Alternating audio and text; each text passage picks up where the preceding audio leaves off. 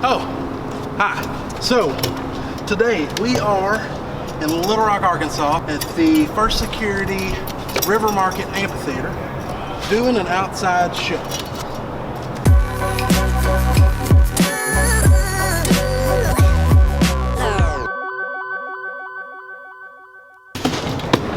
So, on this show, pretty, I wouldn't say big, but my full audio rig is out and a little bit of lighting.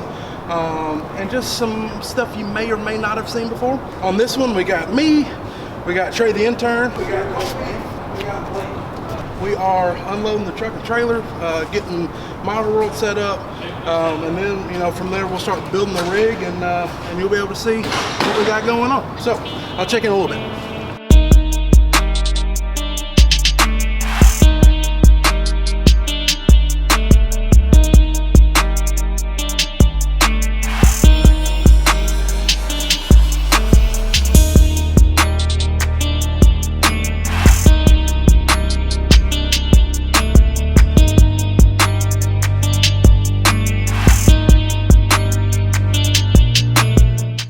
Tie-in power.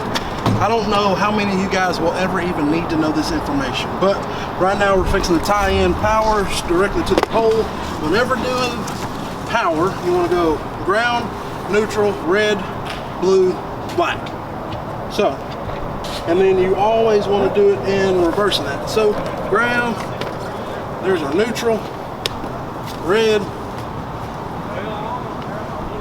blue, black. Now this is three-phase power. Again, I don't know how many of you guys will ever even need to know this information. A lot of you guys are just plugging directly into 120 volt wall circuits or amp wall circuits.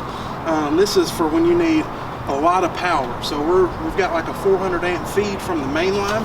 And if you want to come over here, I'll show you our distro. This is our distro. I mean, it's not pretty, but it gets the job done, and a lot of people use these. It's the simplest way to do it. I'm going to go in and clean this up at a later date, but right now this is what we got. It gives us breakouts to 10. It's called 10-5. So it's on a 10 gauge cable with 5 wire coming in, so we can feed off this one breakout. We can feed 3 different circuits. So there's 3 circuits, 6 circuits, 9, 12, 15, 18. So out of this we've got 18 circuits. It's pretty neat. Now the power is off and it's always off.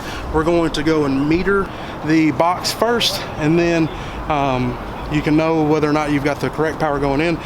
You know, up here we've got no less than $100,000 worth of equipment. We don't want to blow any of that stuff up. So meter your power first, then you can cam in, and then, you know, stick a 10-5 on it before you plug anything up. Meter it again at the box, and you'll know whether or not you got the correct amount of power. We won't blow anything up today. Nothing's getting blown up. Stuff's too expensive.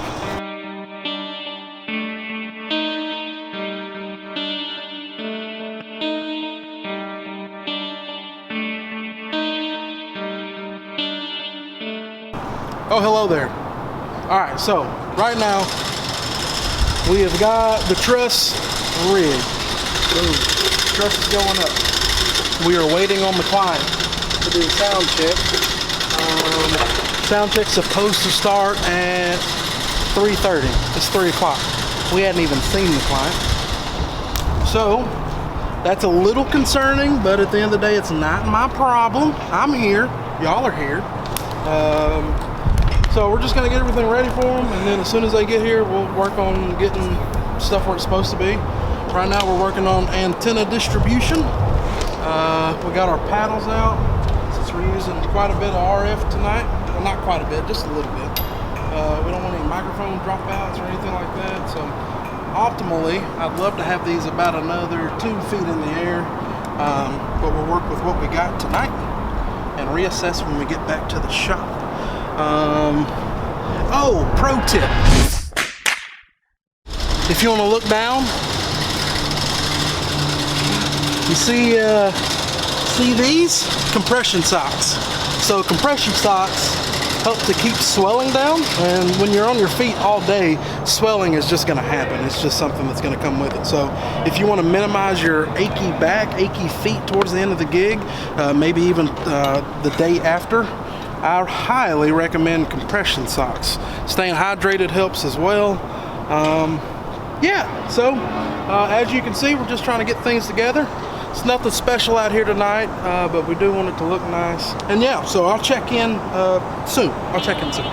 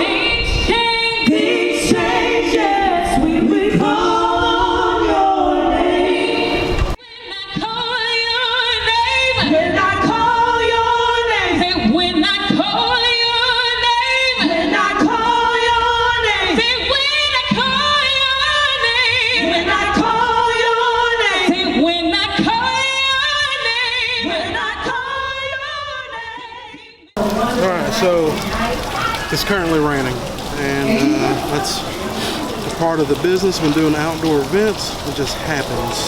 So right now we're trying to get some wireless issues worked out. I think something's wrong with this microphone because it's just not cooperating with us. But right now Colby and Blake are working on the stage patch.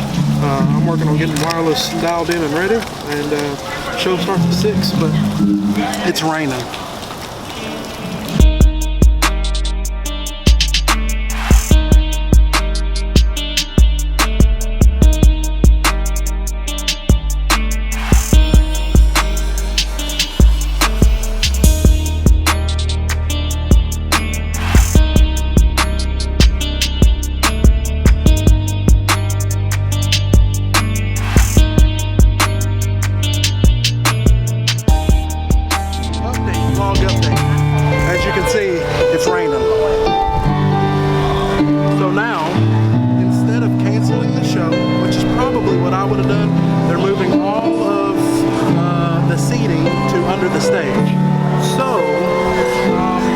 A huge problem. The only real problem is we put up this entire rig for no reason. But